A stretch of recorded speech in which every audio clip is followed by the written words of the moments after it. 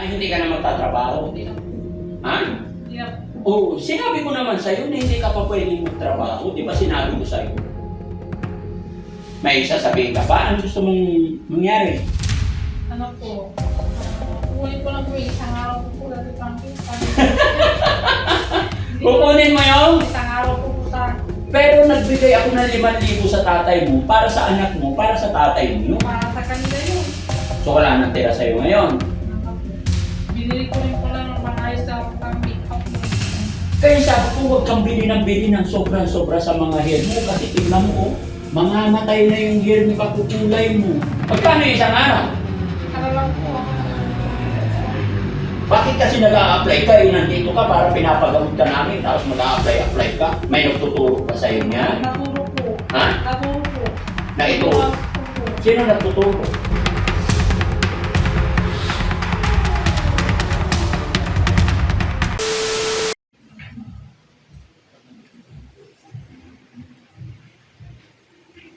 Ano yun, Tin? Hindi ko na po kukunin yung trabaho dati traffic. Ano po? Hindi ko na po kukunin yung trabaho. Ay, hindi ka na magtatrabaho. Hindi na po. Ha? Hindi na po. Oo, sinabi ko naman sa'yo na hindi ka pa pwedeng magtrabaho. Di ba sinabi ko sa'yo? Doon nang kausap natin yung papa mo. Diyan ka lang, basta ano lang, diyan ka lang, magpahinga, relax lang, kakain. Kasi ang ginagawa natin is pinapagaling ka pa lang. Hindi mo talaga, alam ko naman, hindi mo talaga kakayanin magtrabaho. Di ba? Noon nandun tayo sa bahay ng papa mo, sinabi ko sa papa mo na, tulong ko lang yun. Hindi mo talaga kailangan magtrabaho. Na? Okay? May sasabihin ka pa? Ano gusto mong mangyari? Ano po? Kukunin ko lang po yung isang araw po po dati pang Kukunin mo yung... Isang araw po po sa wala po kong mapilang po siya po. Di ba binigyan kita 1,000 kahapon? Binigay ko po sana po pinabili ng gatas. Lahat? Bakit mo binigay? Nag-iwan ako ng 5,000 sa papa mo? Yung pang gasto. Nag-iwan ba siya nag-iwan ba siya sa nanay niya? Yung after niya nag-CR. Ha? After niya nag-CR, nagamot siya. Bakit nag-iwan ka pa doon? Yung 1,000 binigay ko sa'yo. Hindi ko po paano nagastos yun sa anak ko po. Oo. Pero nagbigay ako ng 5,000 sa tatay mo, para sa anak mo, para sa tatay mo. Para sa kanila yun. Sino? Hindi ko po kasi alam. Nakaharap ka nung binigay ko yung 5,000, di ba? Di ba si papa mo ang nag-aalaga sa anak mo? Meaning to say, si papa Bili ko mo... ng bigas. Ha? Bili ko ng bigas yung binigay mo. Alam nga naman yung 5,000, bigas lahat. Kaya po binigay yung 5,000 na yun, hindi lang para sa tatay mo, para sa anak mo rin. Kaya nakatanggap yung tatay mo, kaya binigyan ko because of you. Dahil ang tinutulungan talaga dito, main course, main na tinutulungan dito is ikaw. Kaya kung anong binigay ko doon, para sa anak mo rin yun. At yung binigay ko 1,000 kahapon sa'yo, is sa'yo na yun.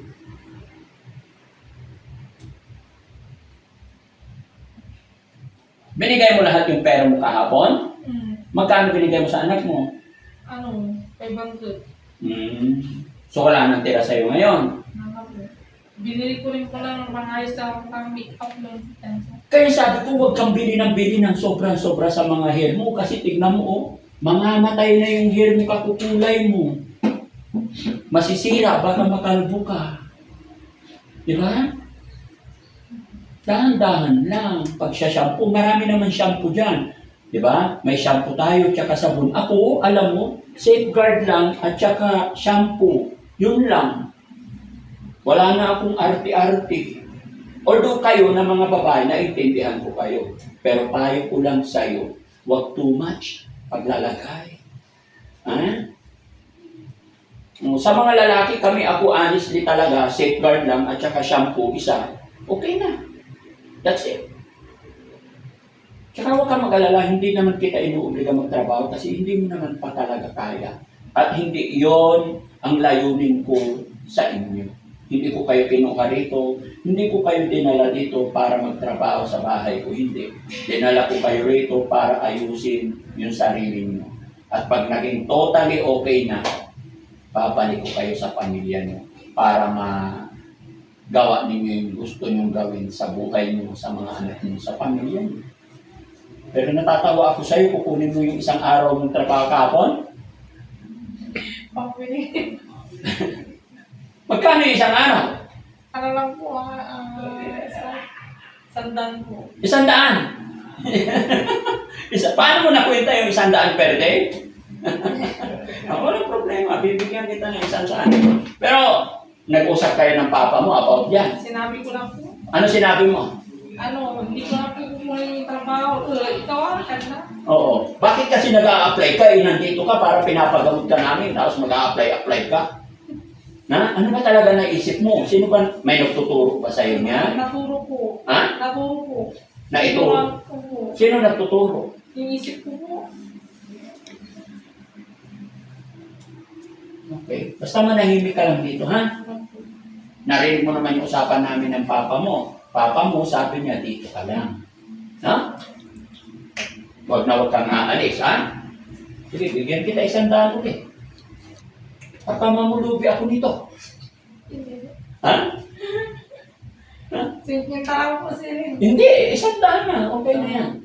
Pero, tama na. Pwede ka naman hingi-hingi sa akin, pambili, di ba? Hindi ka man nagtatrabaho, hindi ka man nagsabi, di ba lagi kang humihingi sa akin ng 50, 50, 50, 50? Binibigyan ko naman kayo. Di ba? Pati sila, lahat, sila Junjun, Bandam. Di ba? Lagi ko naman kayo binibigyan. No? So yun, mga kababayan, mga kabarangay, natatawa, natutuwa. Nagugulat ako sa nagiging isip ni Ate Tintin. Kung napanood ninyo po, yung last na usapan namin ng papa niya, mag-a-apply daw siya. Sabi ko, sige, allowance na lang, pero hindi kita inuobliga. Pero kahapon po yun. Pero ngayon, kinausap niya, kukunin na daw niya yung sweldo niya isang araw. Sabi mo na, isang galak naman. Pero okay lang yan. At least, kung ano yung nararamdaman mo, lagi kang nagsasabi sa akin, ha? Huwag po kayong mahihiya para walang magiging problema. Kasi lahat kayang ayusin. Lahat na pag-uusapan. Okay? Oo, sige. Okay? Huwag kang bibili ngayon, bukas na. Pagkagala ka na naman. Ha? Isang beses lang ligo isang araw. Tsaka huwag kang kulay na kulay kasi tignan mo, namamatay na dito sa gilid, oh. Ano yun, pinaplansya mo rin? Yung conditioner po, bumibili po ko ng pencil. Tapos, Na-apply ko po. kaya bili ka ng bili. Sino bang pinapagandahan mo kasi? Ayoko po kasing pumangit. Ay.